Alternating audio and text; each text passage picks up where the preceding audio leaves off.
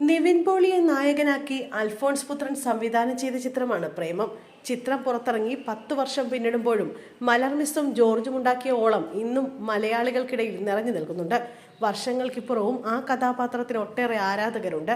സാരി ഉടുത്ത് മേക്കപ്പ് ഇടാതെ മുഖക്കുരുവുള്ള മലർ എന്ന കഥാപാത്രത്തിന് ഇന്നും ലക്ഷക്കണക്കിന് ആരാധകരാണുള്ളത്. ഗസ്റ്റ് ലെക്ചററായി കോളേജിലെത്തുന്ന മലർ എന്ന കഥാപാത്രത്തിനെ കുറിച്ച് അൽഫോൺസ് പറഞ്ഞ വാക്കുകളാണ് സോഷ്യൽ മീഡിയയിൽ ശ്രദ്ധേയമാകുന്നത്. മലർ മിസ് എന്ന കഥാപാത്രത്തിന് വേണ്ടി തനിക്ക് പ്രചോദനമായത് ആരാണെന്ന് വെളിപ്പെടുത്തിയിരിക്കുകയാണ് സംവിധായകൻ അൽഫോൺസ് പുത്രൻ. അത് മറ്റാരുമല്ല, അൽഫോൺസിന്റെ ഭാര്യ അലീനയാണ്. ബിഹൈൻഡ് വുഡ്സ് പുരസ്കാരവേദിയിലാണ് ഇക്കാര്യം അൽഫോൺസ് പങ്കുവച്ചത്. അലീനയും നല്ലൊരു നർത്തകിയാണ്. തങ്ങളുടേത് ഒരു പ്രണയ വിവാഹമായിരുന്നു. ചെന്നൈയിൽ പഠിച്ചിരുന്നപ്പോൾ അലീന സ്റ്റെല്ല മേരീസിൽ പഠിക്കുകയായിരുന്നു. പ്രേമം സിനിമയ്ക്ക് ശേഷമായിരുന്നു വിവാഹം. പ്രേമം സിനിമയിലെ മലർ എന്ന കഥാപാത്രത്തിന് പ്രചോദനമായത് അലീനയായിരുന്നു. മുഴുവനായല്ല, അല്പം മാത്രമാണെന്ന് സംവിധായകൻ പറയുന്നു. നേരം സിനിമ ചെയ്യുന്ന സമയത്താണ് അലീനയെ കണ്ടുമുട്ടിയതെന്നും അൽഫോൺസ് പറഞ്ഞു.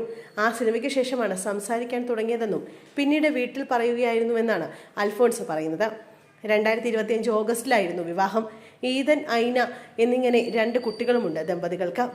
ഇന്ന് നിവിൻ പോളി നായകനായ സർവമായ എന്ന ചിത്രം ആഘോഷിക്കുകയാണ് ആരാധകർ. അത്രയേറെ കാത്തിരുന്ന തിരിച്ചുവരവായിരുന്നു അത്. അതുപോലെ ഇനി പ്രേക്ഷകർ പ്രതീക്ഷിക്കുന്നത് സംവിധായകനായുള്ള അൽഫോൺസ് പുത്രന്റെ ഒരു തിരിച്ചുവരവാണ്.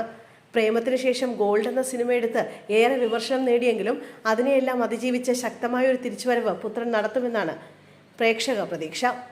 അടുത്ത അൽഫോൺസ് പുത്രൻ ചിത്രം നിവിൻ പോളിക്കൊപ്പമാണ് എന്ന് സംവിധായകൻ പ്രഖ്യാപിച്ചു കഴിഞ്ഞു.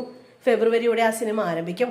എഴുത്തു വർക്കുകൾ നടന്നുകൊണ്ടിരിക്കുകയാണെന്ന് സർവമായയുടെ പ്രൊമോഷൻ പരിപാടികളിൽ നിവിൻ പോളിയും പറഞ്ഞിട്ടുണ്ട്. എന്തൊക്കെ സംഭവിച്ചാലും അൽഫോൺസും വിനീതും ഇല്ലാതെ താനില്ല എന്നാണ് നിവിൻ പറയുന്നത്.